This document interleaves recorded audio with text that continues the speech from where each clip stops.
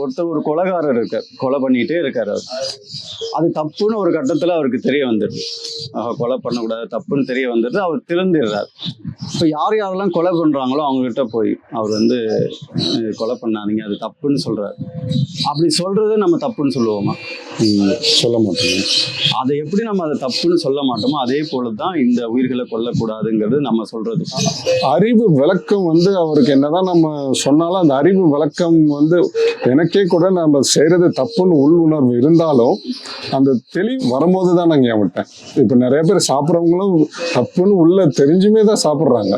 ஆனா அந்த விடுறதுக்கான அந்த காலம் அது மாதிரிலாம் எதுவும் கிடையாதுங்களா? அந்த மாதிரிலாம் எதுவும் கிடையாதுங்க. அது போதுமான அறிவு விளக்கம் உண்டாகலன்னு தான் சொல்லணும். நம்ம ஒருத்தருக்கு ஒரு விஷயத்த சொல்றோம், இது தப்புன்னு நம்ம சொல்றோம், இந்த மாதிரி உயிர்களை கொல்லக்கூடாது அப்படின்னு சொல்றோம். அது ஒருத்தருக்கு என்னவா ஆகும்னா ஒரு விதையா இருக்கும். ஒருத்தருக்கு எங்கேயோ விதை போட்டிருப்பாங்க. அவர் நம்மகிட்ட வரப்படும் போது நம்ம அதை சொல்லுவோம், இது மாதிரி பண்ணாதீங்க, இது பாவம்னு சொல்லும் போது அது அங்க விருட்சம் ஆயிடும். இவர் உடனே விட்டுருவார். இவர் உடனே விட்டுட்டாரு, நம்ம சொன்ன உடனே விட்டுட்டாரு. அது எப்படி விட்டாருன்னா இங்க நடந்த விஷயம் இல்லை, அதுக்கு முன்னாடி அவருக்கு ஏதோ ஒரு தகவல் வந்திருக்கு, இங்க வந்தவொடனே விட்டுட்டாரு. இப்போ அதுக்கு முன்னாடி வந்தவருக்கு நாம தான் முத சொல்றோம். அப்ப அவர் எங்கேயாவது போகக்குள்ள இல்ல திரும்பவும் நம்ம கிட்ட வரக்குள்ள அது திரும்பவும் அதை உணர்ந்து அறிவு விளக்கம் உண்டாகும் போது அதை விட்டுருவார். ஆனா சொல்ல வேண்டியது நம்மளுடைய கடமைங்க.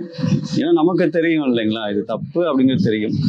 அது வந்து ஒரு ஸ்லோ பாய்சன் மாதிரி தாங்க. நம்ம என்ன ஒரு துன்பத்தை ஒரு உயிருக்கு கொடுக்குறோமோ அந்த துன்பத்தை நம்ம அனுபவிச்சே ஆகணும். இப்போ நமக்கு அன்பானவங்க, நமக்கு தெரிஞ்சவங்க, அவங்ககிட்ட சொல்ல வேண்டியது நம்ம கடமை. அவங்கள நம்மளை வெறுத்தாலும் நம்ம மேலே கோபப்பட்டாலும் சொல்ல வேண்டியது நம்மளுடைய கடமை. ஏன்னா நாம அவங்க மீது அன்பு வச்சிருக்கோம், அவங்க கஷ்டப்படக்கூடாதுன்னு நினைக்கிறோம்.